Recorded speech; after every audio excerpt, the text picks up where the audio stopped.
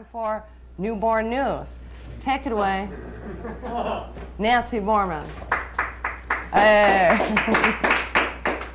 We're not sure why, but genetics experts at the University of California at Berkeley are trying to bring back the dinosaurs. Dr. George, who is conducting experiments, is basing his project on the availability of frozen DNA particles from many extinct animal species and the proven success of modern cloning techniques on frogs and mice. He and his colleagues hope to insert reconstructed genetic signals into fertilized eggs of modern-day counterparts of the... I know, well, we think the same thing about it, but they're trying to put it into the modern-day counterparts of the extinct animals, giving the offspring the characteristics of the long-extinct species.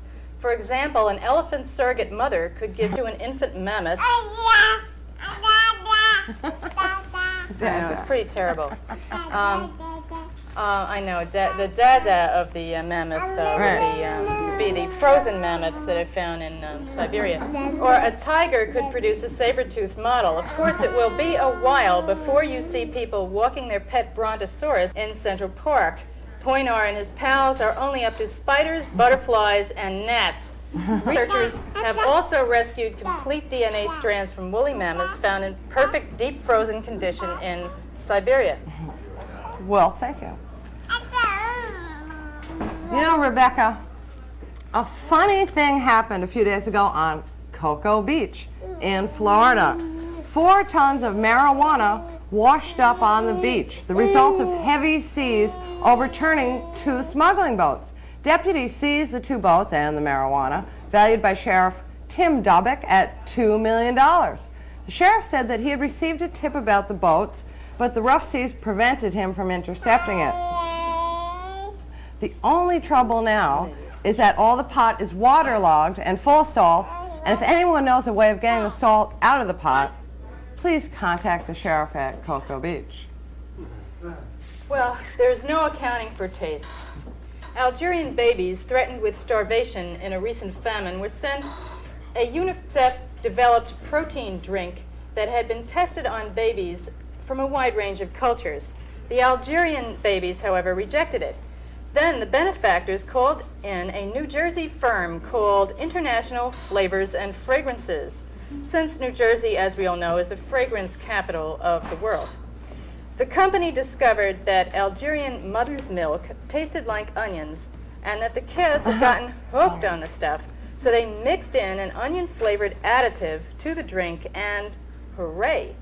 The company's many other achievements include a tobacco flavoring for low-tar and nicotine cigarettes, makes you wonder what you're smoking, the aroma of baked bread for a bakery next door to a smelly pizzeria, and slum aroma, garbage and all, for a Smithsonian exhibit. You know, Rebecca, with apartments so hard to come by, you might just consider living on a Venezuelan oil tanker.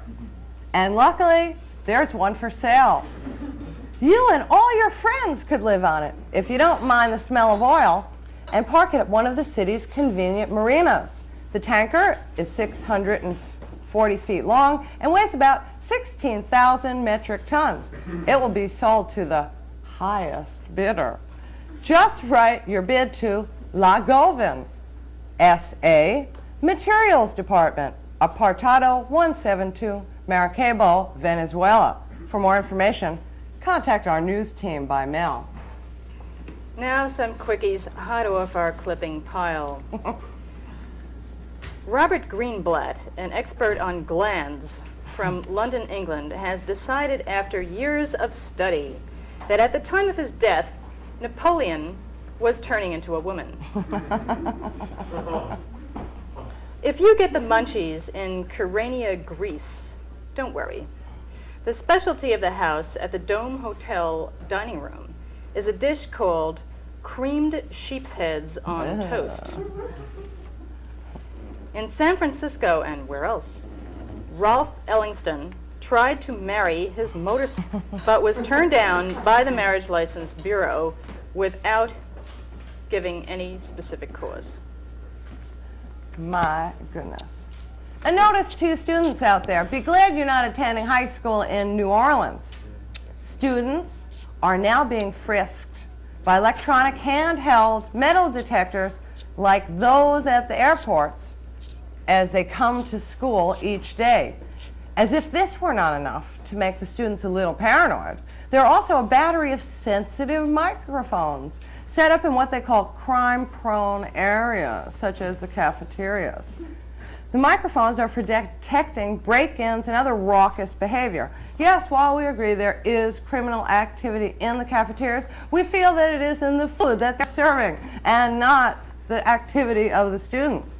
Academic freedom is being denied to the students of New Orleans, and there's no telling when this sort of stuff will start spreading across the country and really turn the schools into concentration camps for the young principal presiding.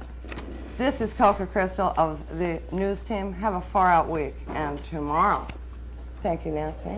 Thank you, Rebecca. Little darling. Okay, now another word from